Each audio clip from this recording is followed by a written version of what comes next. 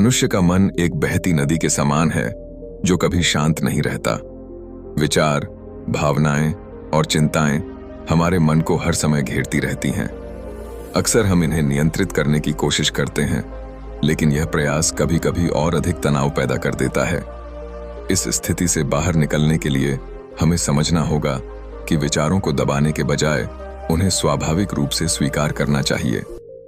इसी संदर्भ में यह कहानी गौतम बुद्ध की है, जो हमें सिखाती है कि मन को शांत कैसे किया जाए। दोस्तों, आपका स्वागत है हमारे YouTube चैनल बुद्धा मोटिवेशनल पर। एक समय की बात है, एक युवक अपने जीवन में गहरी बेचैनी और मानसिक अशांति से परेशान था। वह दिन रात चिंताओं में उलझा रहता और हर छोटी बड़ी बात पर उसके मन में विचारों का तूफान उठता। उसे समझ नहीं आता था कि कैसे अपने मन को शांत रखे। किसी ने उसे सलाह दी कि वह गौतम बुद्ध के पास जाए। उन्होंने कहा, बुद्ध महान ज्ञानी हैं, वे तुम्हें इस समस्या से बाहर निकलने का रास्ता दिखा सकते हैं। युवक ने उनकी बात मानी और बुद्ध की शरण में पहुंचा। जब युवक बुद्ध के पास पहुंचा तो उसने हाथ जोड़कर कहा, हे भगवान, मेरा मन हमेशा उथल पुथल में रहता है। एक पल के लिए भी मुझे शांति नहीं मिलती। मैं जो भी करता हूं, मेरे विचार मुझे परेशान करते रहते हैं। कृपया मुझे बताइए कि मैं अपने मन को कैसे शांत कर सकता हूं। बुद्ध मुस्कुराए और बोले, तुम्हारी समस्या का समाधान है, लेकिन उसके लिए धैर्य और अभ्यास की आवश्यकता है। क्या तुम तैयार हो? युवक ने तुरंत हामी भरी।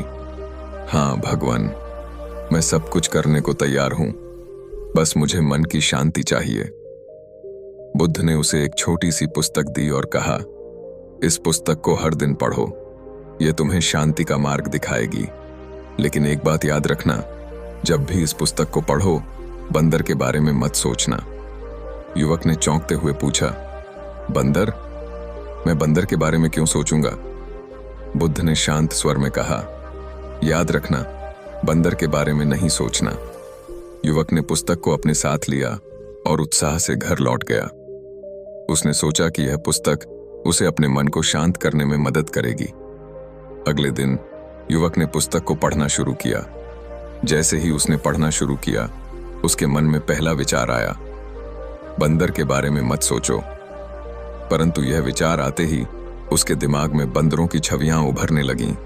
उसने खुद को समझाने की कोशिश की, मुझे बंदरों के बारे में नहीं सोचना है।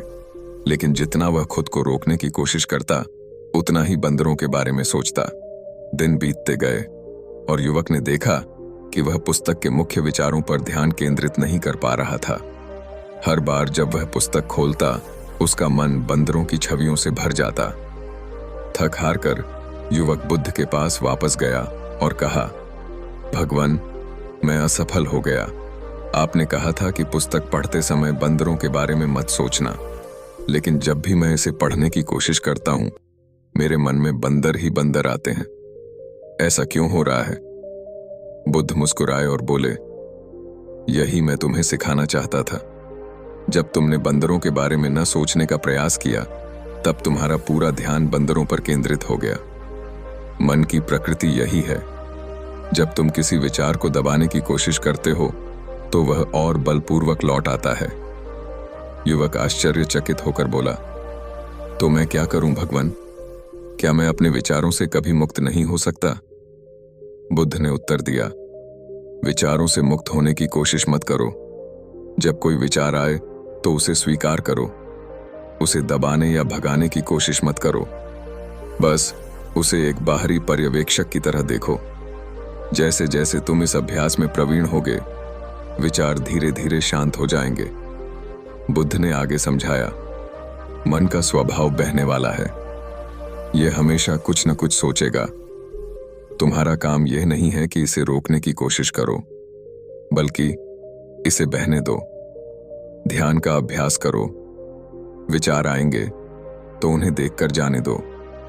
जैसे आसमान में बादल आते जाते हैं, वैसे ही तुम्हारे विचार भी आएंगे और चले जाएंगे।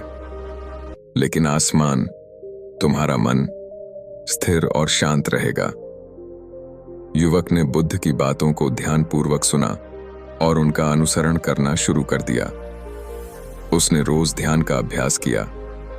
जब भी कोई विचार आता, वह उसे बिना किसी विरोध के देखता और जाने देता। धीरे धीरे उसे महसूस हुआ कि विचारों का आना जाना स्वाभाविक है।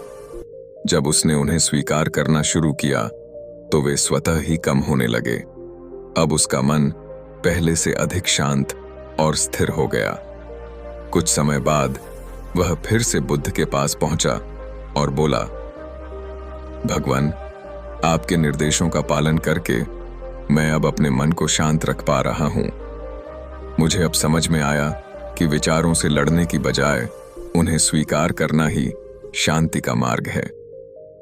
बुद्ध ने मुस्कुराते हुए कहा, यह बात समझने के बाद तुम्हारा जीवन शांत और सुखमय हो जाएगा।